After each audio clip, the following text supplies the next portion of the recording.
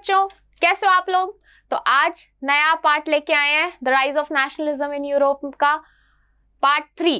Part 2 हो चुके हैं, ये पार्ट 3 है। तो आज हम जो चैप्टर छोड़ दिया था हमने पिछले पार्ट में, वहीं से कंटिन्यू करेंगे और जो बाकी की रिमेनिंग 2 पॉइंट्स थे उसको कंप्लीट करेंगे। ओके, तो आगे बढ़ते हैं। ओके, तो नया सेशन स्टार्ट हुआ है 2022-2023 और बड़े प्यारे प्यारे बैचेस लेके आए हैं हम लोग आपके लिए। तो आओ और पढ़ाई करो, है ना। और मेरी क्लासेस कब रहेंगी? मेरी क्लासेस रहेंगी 7 PM to 8 PM।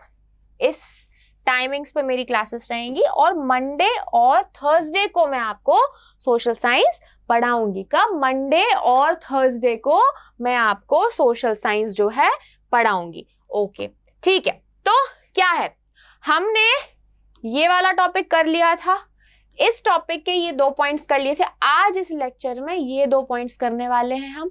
बस बहुत धीरे धीरे इस चैप्टर को पढ़ेंगे क्योंकि चैप्टर समझना है। लोड्स ऑफ इंफॉर्मेशन नहीं करेंगे, एकदम के इंफॉर्मेशन का लोड हो जाए, नहीं, धीरे धीरे पढ़ेंगे, धीरे धीरे इस चैप्टर को कंप्लीट करेंगे ताकि समझ में आए। ठीक है, तो आज ये दोनों कंप्लीट करेंगे। ठीक है, आज वाले उसमें। ओके, स्टार्ट करते हैं। तो पहला टॉपिक क्या यहाँ हमने देखा ना, इसका थर्ड सब टॉपिक क्या है? A new conservatism after 1815। क्या होता है देखते हैं। ओके, तो after defeat of Napoleon in 1815, Napoleon की डिफीट हो गई थी 1815 में। उसके बाद क्या हुआ? उसके बाद European governments were driven by a spirit of conservatism. European government जो है वो कंजर्वेटिज्म की स्पिरिट उनमें भर गई। अब कंजर्वेटिज्म क्या होता है? कंजर्वेटिज्म मतलब होता है disapproval of new ideas and change. मतलब जो नए आइडियाज हैं, जो नया चेंज हुआ है उसको डिसअप्रूव कर देना, तो वो कंजर्वेटिज्म होता है। तो जो यूरोपियन गवर्नमेंट्स थे वो क्या, कंजर्वेटिज्म की स्पिरिट उनमें भर गई। Conservatives believe that established traditional institutions of state and society. Conservatives, अब जो लोग कंजर्वेटिज्म को फॉलो कर रहे हैं उनको हम कहेंगे कंजर्वेटिव्स। ठीक है, तो कंजर्वेटिव्स क्या सोचते थे? उनको लगता था कि जो ट्रेडिशनल इंस्टीट्यूशंस हैं हमारे सोसाइटी के, ठीक है, ट्रेडिशनल इंस्टीट्यूशन है हमारी सोसाइटी के, जैसे चर्च, सोशल हायरार्कीज, प्रॉपर्टी और फैमिली, इनको प्रिजर्व किया जाना चाहिए, इनको बचाना चाहिए, इनको प्रिजर्व किया जाना चाहिए। ओके, आगे क्या है? Most conservatives did not want to return to the society. बहुत सारे कंजर्वेटिव्स ऐसी सोसाइटी में वापस नहीं जाना चाहते थे। कैसी सोसाइटी में? Of pre revolutionary days. मतलब रिवॉल्यूशन हुआ, हमने देखा बहुत सारे चेंजेस आए, है ना, तो वो चेंजेस आए। ठीक है, तो कंजर्वेटिज्म क्या कर रहा है? उनको, उन चेंजेस को, जो भी नए आइडियाज और जो नए चेंजेस आ रहे हैं उनको डिसअप्रूव कर रहे हैं। तो कुछ कंजर्वेटिव्स ऐसे थे, कुछ कंजर्वेटिव्स ऐसे थे, क्या करना चाहते थे? वो सोसाइटी में वापस नहीं जाना चाहते थे। जो प्री रिवॉल्यूशनरी डेज में जो सोसाइटी थी, रिवॉल्यूशन के पहले जैसी सोसाइटी थी, वो उस सोसाइटी में वो नहीं जाना चाहते थे। They did not want to return to the society of pre revolutionary days. वो प्री रिवॉल्यूशनरी डे वाली जो सोसाइटी थी, जैसी सोसाइटी थी वैसे उसमें वो नहीं जाना चाहते थे। एंड दे रियलाइज्ड, और उनको रियलाइज हुआ कि जो चेंजेस जो नेपोलियन ने किए हैं, मतलब जो चेंजेस नेपोलियन ने लाए हैं, उससे क्या हो सकता है? उससे मॉडर्नाइजेशन हो सकती है और जो हमारे ट्रेडिशनल इंस्टीट्यूशंस हैं उनको भी हम और स्ट्रेंथन कर सकते हैं, उनको और स्ट्रॉन्ग बना सकते हैं। तो ये क्या सोचते थे? ये पहले वाली सोसाइटी में नहीं जाना चाहते थे। वो उनको रियलाइज हुआ कि क्या जो नेपोलियन ने जो चेंजेस लाए हैं, कुछ चेंजेस मॉडर्नाइजेशन कर रहे हैं और वो हमारी जो ट्रेडिशनल, हमारी जो सोसाइटी है उसको और स्ट्रॉन्ग करेंगे।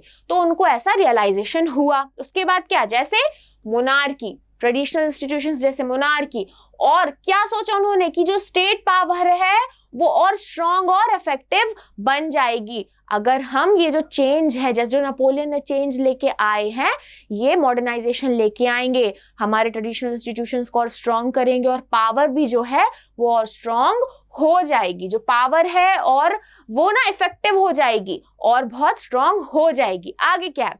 A modern army and efficient bureaucracy. A dynamic economy, the abolition of feudalism and serfdom could make the autocratic monarchies of Europe strong. क्या लिखा? एक मॉडर्न आर्मी, एक अच्छी ब्यूरोक्रेसी, एक अच्छी इकोनॉमी, एक abolition of feudalism और serfdom, इसकी वजह से क्या होगा? अगर हम ये सारी चीजें अपनाएंगे तो क्या होगा? हमारी जो यूरोप है, हमारी यूरोप की ऑटोक्रेटिक मोनार्की जो है वो स्ट्रांग हो जाएगी, वो ताकतवर हो जाएगी। आगे बढ़ते हैं। आगे क्या है? इन 18, ये वही टॉपिक चल रहा है, न्यू कंजर्वेटिज्म आफ्टर 1815। 1815 के बाद की बात हो रही है। 1815 representatives of the European powers. 1815 में यूरोपियन पावर्स को कौन कौन रिप्रेजेंट करता था? कौन कौन रिप्रेजेंटेटिव थे? ब्रिटेन रिप्रेजेंटेटिव था, रशिया था, प्रशिया था और ऑस्ट्रिया था। और कलेक्टिवली उन्होंने क्या किया?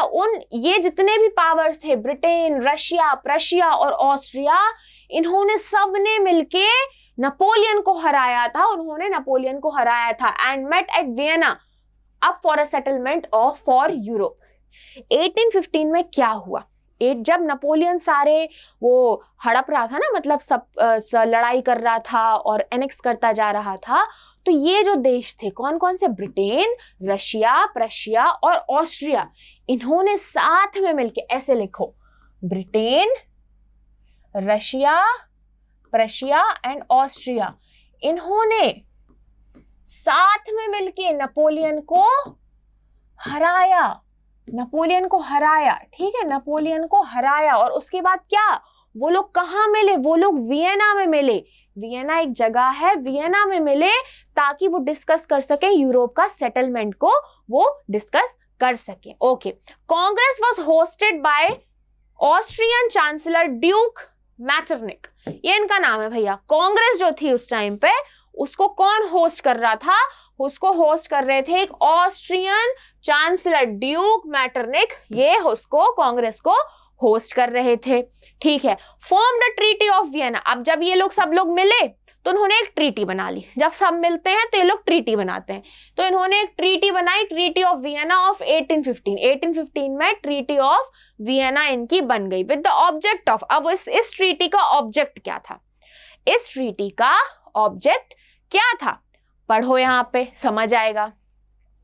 ऑब्जेक्ट क्या था? undoing most of the changes that had come about in Europe during the Napoleonic Wars। उन्होंने बोला जो भी चेंजेस किए हैं नेपोलियनिक वॉर्स की वजह से, जो भी चेंजेस हुए हैं उनको अंडू करना, ये इस ट्रीटी का क्या था? ये इस ट्रीटी का ऑब्जेक्टिव था। ओके, द बॉर्बन डायनेस्टी, तो उन्होंने क्या किया? बॉर्बन डायनेस्टी कौन थी? जो वो किंग था ना जहां का फ्रेंच रिवॉल्यूशन में पड़ा, लुइस किंग, ये वो है ना, तो वो बॉर्बन डायनेस्टी का था। तो बॉर्बन डायनेस्टी जो थी वो क्या, उसको निकाल दिया था, उसको तो अब रूल करने नहीं दे रहे थे। तो बॉर्बन डायनेस्टी जिसको पहले डिपोज कर दिया था फ्रेंच रिवॉल्यूशन के टाइम पे, उसको पावर में वापस ले आए, वो उसको पावर में वापस ले आए। और France lost the territories it had annexed under Napoleon, और फ्रांस ने जितनी भी टेरिटरीज एनेक्स की थी नेपोलियन के, जब नेपोलियन वॉर कर रहा था, तो जब उस जितनी भी टेरिटरीज उसने एनेक्स की थी, जितनी भी टेरिटरीज पे अपना कब्जा जमा लिया था, वो सब फ्रांस ने खो दिया, वो सब उसके हाथ से चला गया था। A series of states was set up on the boundaries of France। जो फ्रांस था, सपोज यहाँ पे फ्रांस है, तो क्या किया था उन्होंने?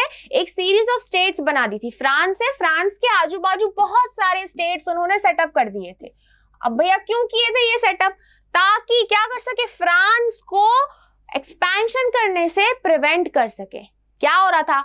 नेपोलियन था, नेपोलियन क्या कर रहा था?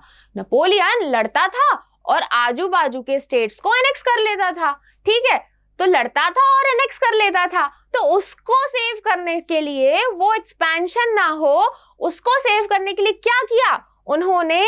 बाउंड्री सेटअप कर दी। ये फ्रांस है, आजू बाजू बहुत सारे स्टेट सेटअप कर दिए और एक बाउंड्री बना दी कि फ्रांस जो है वो एक्सपेंशन रोक सके, फ्रांस का एक्सपेंशन जो है वो और ना हो। ओके, अब हम देखेंगे कि फ्रांस का एक्सपेंशन उन्होंने कैसे रोका।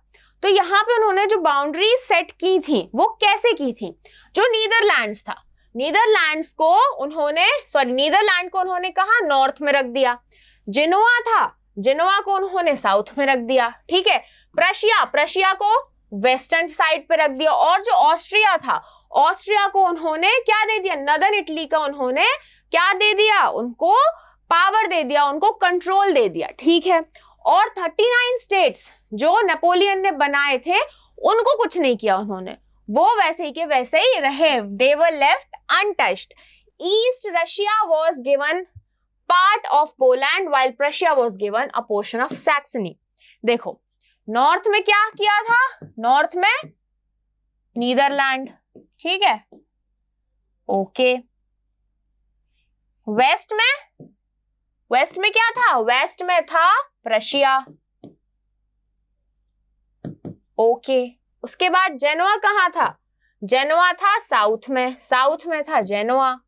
इन east Russia was given part of Poland while Prussia was given a portion of Saxony, ठीक है। तो ईस्ट में इन्होंने रशिया को पार्ट दे दिया था पोलैंड का और प्रशिया को पार्ट दे दिया था सैक्सनी का, ओके, ठीक है। तो ऐसे इन्होंने कैसे क्या किया, फ्रेंच के अराउंड, फ्रांस के अराउंड उन्होंने बाउंड्रीज सेट कर दी थी, ठीक है। नेक्स्ट पॉइंट क्या है, main intention of this was to restore the monarchies.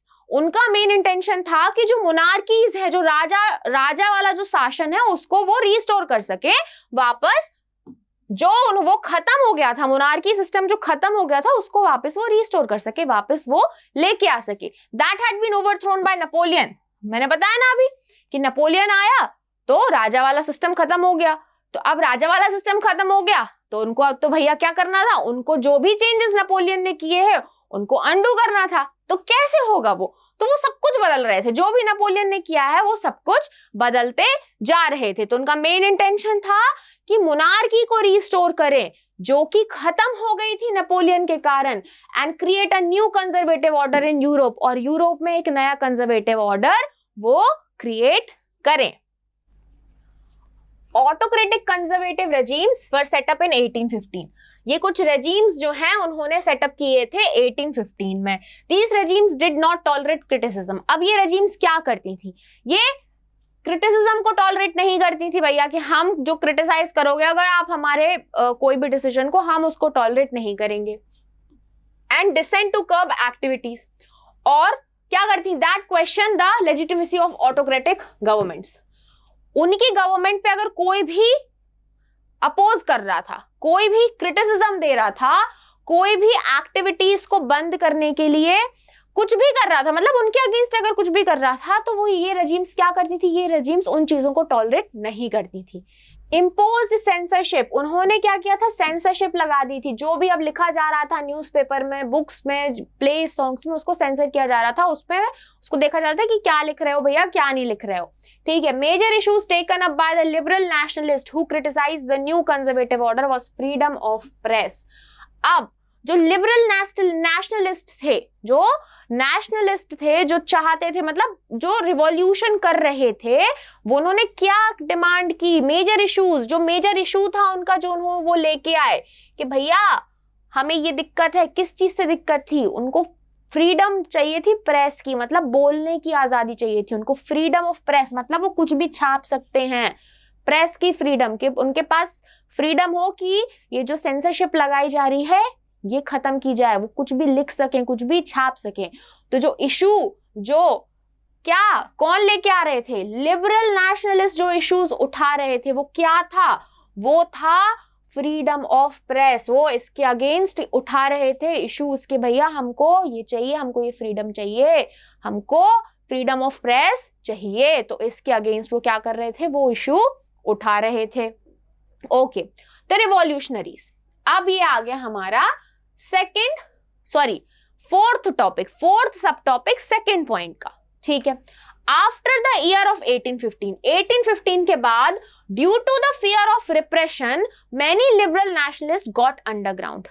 Repression के फियर की वजह से बहुत सारे जो नेशनलिस्ट थे वो अंडरग्राउंड हो गए, वो छुप गए थे भैया 1815। अब 1815 में हमने देखा ना कितना सारा कंजर्वेटिज्म आ रहे थे, सब एकदम चेंज हो रहे थे सब लोग, है ना, मतलब जो भी चेंज आ रहा था उसको अंडू कर रहे थे।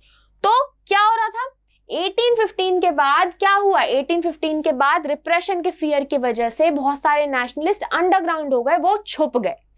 सीक्रेट सोसाइटीज स्प्रैंग अप, बहुत सीक्रेट सोसाइटीज आ गई थी, ठीक है, वहां पे सीक्रेट सोसाइटीज आ गई थी बहुत सारे यूरोपियन स्टेट्स में। क्यों आई थी? ताकि वो रिवॉल्यूशनरीज को ट्रेन कर सके, उनको सिखा सके और अपने आइडियाज को वो स्प्रेड कर सके।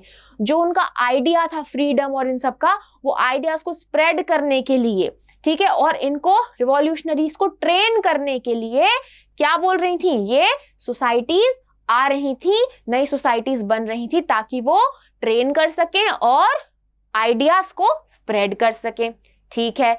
Being revolutionary meant a commitment to oppose monarchical forms that had been established after the Vienna Congress to fight for liberty and freedom. अब रिवॉल्यूशनरी मतलब होना क्या होता? अगर मैं बोलूं कि मैं रिवॉल्यूशनरी हूं, तो मैं रिवॉल्यूशनरी क्यों हूं, मैं ऐसा क्या करती होंगी कि मैं रिवॉल्यूशनरी हूं? देखते हैं। बीइंग रिवॉल्यूशनरी मेंट मतलब रिवॉल्यूशनरी अगर आप हो, इसका मतलब क्या है कि आप अपोज कर रहे हो जो भी मोनार्कियल फॉर्म्स या फिर जो वियना कांग्रेस में जो ये वियना की ट्रीटी हुई थी, इसके बाद जो भी चीजें हो रही थी, जो भी फॉर्म्स ऑफ जो कुछ भी आ रहा था, उसको अगर आप अपोज कर रहे हो, तो क्या कर रहे हो? अपोज कर रहे हो, तो आप एक रिवॉल्यूशनरी हो। क्या हो? आप एक रिवॉल्यूशनरी हो। और क्यों अपोज कर रहे हो? आप लिबर्टी के लिए, फ्रीडम के लिए अपोज कर रहे हो। तो रिवॉल्यूशनरी के लिए क्या होना जरूरी है? रिवॉल्यूशनरी अगर आप तभी बनोगे जब आप जो भी अपोज करोगे, मतलब जो भी वियना ट्रीटी के बाद जो भी चेंजेस आ रहे थे उनको अपोज करोगे, तो आप रिवॉल्यूशनरी कहलाओगे। और रिवॉल्यूशनरी क्यों हो? ताकि आपको फ्रीडम, मतलब आप you need freedom, you need liberty, उसके लिए आप अपोज कर रहे हो। आप अपोज कर रहे हो तो आप रिवॉल्यूशनरी हो। तो ये था, जो लोग ऐसा कर रहे थे उनको क्या कह रहे थे? उनको रिवॉल्यूशनरी कह रहे थे, ठीक है। Revolutionary also saw the creation of nation states. Revolutionaries ने नेशन स्टेट्स का भी क्रिएशन देखा as a necessary part of this struggle for freedom. मतलब रिवॉल्यूशनरी ने देखा कि अगर हम चाहते हैं, क्या चाहते हैं? अगर हम चाहते हैं फ्रीडम, अगर हम फ्रीडम चाहते हैं तो हमें नेशन स्टेट्स को क्रिएट करना पड़ेगा। ऐसे नहीं फ्रीडम मिलेगी। नेशन स्टेट्स को क्रिएट करना was very important part of struggle for the freedom. जो भी स्ट्रगल हो रहा था फ्रीडम के लिए, उसके लिए नेशन स्टेट्स को क्रिएट करना वाज वेरी इंपॉर्टेंट। उन्होंने ऐसा इस चीज को देखा। आगे क्या है? One such individual was Italian revolutionary Giuseppe Mazzini. इसको बेटा लिख लेना, ये बड़ा अच्छा नाम है। क्या नाम है? गिसेप मजीनी, गिसेप मजीनी। ओके, तो एक इंडिविजुअल ऐसा उभर के आया। कौन था वो इंडिविजुअल? उसका नाम था गिसेप मजीनी। एक इटालियन रिवॉल्यूशनरी था वो, ठीक है। Born in Genoa in 1807, Genoa में उसका जन्म हुआ था 1807 में।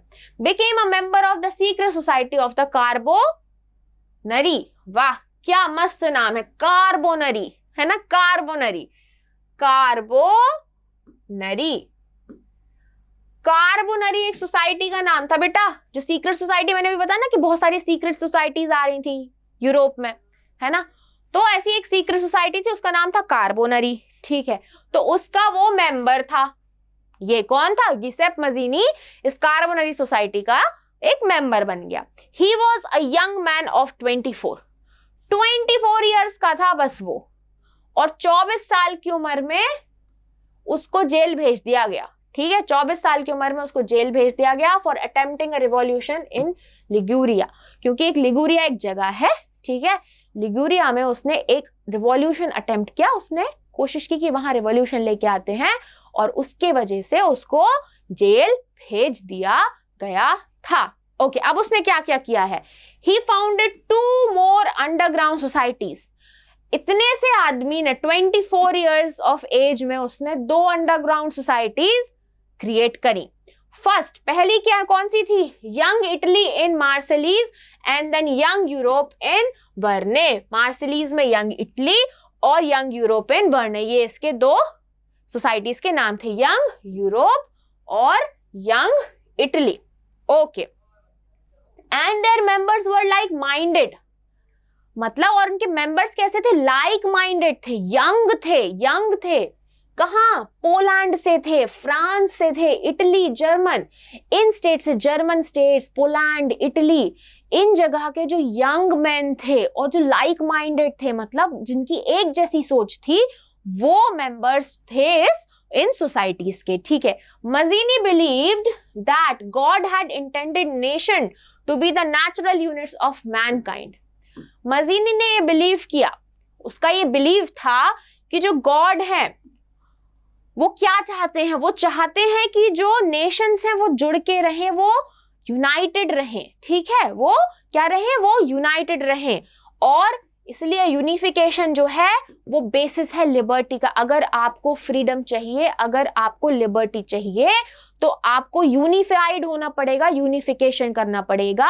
तो ये इसका मानना था कि यूनिफिकेशन है वो आप जब तक यूनिफाइड नहीं होगे, एक साथ नहीं आओगे, एक साथ नहीं जुड़ोगे, तब तक क्या नहीं होगा? तब तक आपको लिबर्टी नहीं मिल सकती। ऐसा इसका मानना था।